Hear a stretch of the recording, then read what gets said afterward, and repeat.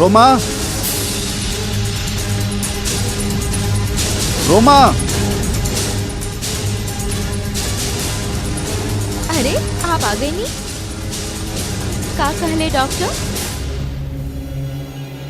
I am so sorry, हम आपके साथ डॉक्टर के पास ना आ पाई नहीं। ओ कार्तिक के साथ एगो एग्रीमेंट पे बैठे के रहे।